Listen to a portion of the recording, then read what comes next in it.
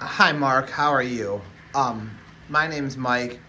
I go under the YouTube handle M22 Ohio. I watch your videos on YouTube. The algorithm picked you up.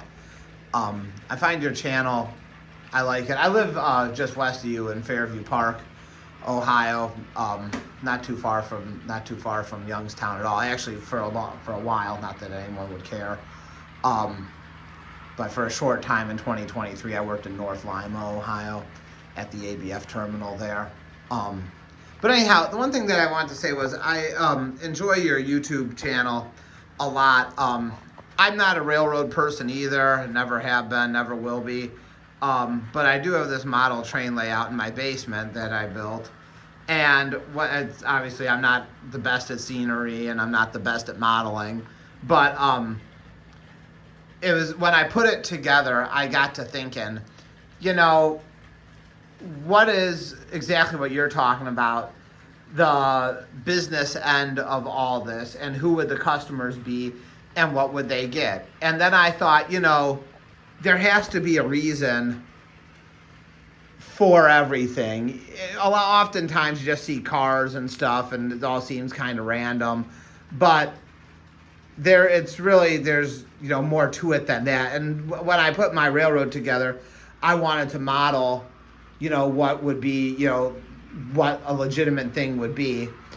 And I even the truck trailers themselves all have a purpose, whether it be a Transamerica trailer or the Conrail Mercury trailers. It wasn't just, there was a reason for everything the way it was, or like these free roaming piggyback trailers. Everything has meaning and purpose to it, and I wanted to model that in the business end of my of my model railroad. And when I picked your channel up, I like the things that you had to say in it. Is you talk about the customers, and all that kind of thing. And that's kind of what I'm trying to do here too. That's why you see the train going around right now, but that's just because I wanted to have something that was like the main line. But when I actually put this together, I started it as a switching layout, and the reason for that was to actually serve the customers. And every single car that I have, is on purpose to serve the customers. Like, that's a frozen foods plant, so refrigerator cars would go there. Most of these are food industry related, if you can't tell. So that's how that is. Although that is going to be an automotive stamping plant, and even the cars there. I was testing the track. I just put that in this weekend. And then this is they load. They basically pick up freight in the city and load it onto boxcars. Here's what you would call a transload facility. There's the sign. I made that business up, but I think something like that exists in real life. Obviously, you wouldn't need to do that with intermodal trailers. It's kind of not really a thing, but whatever. And then that's mail, and then that's a food distributor.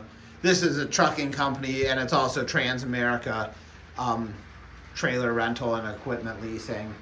So anyhow, but yeah, it was interesting that you talk about the whole business side of it, and that's really what I tried to model here when I put this together. This is an ice cream plant.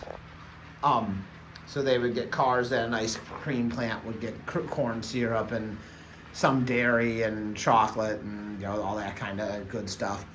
This is a vegetable processing building, so again, they would get cars that you would need to process vegetables for a major pizza chain. And even the trucks that I have all are on purpose and for a reason. So anyhow, I enjoy your channel. I enjoy your content. Keep up the good work. Keep modeling.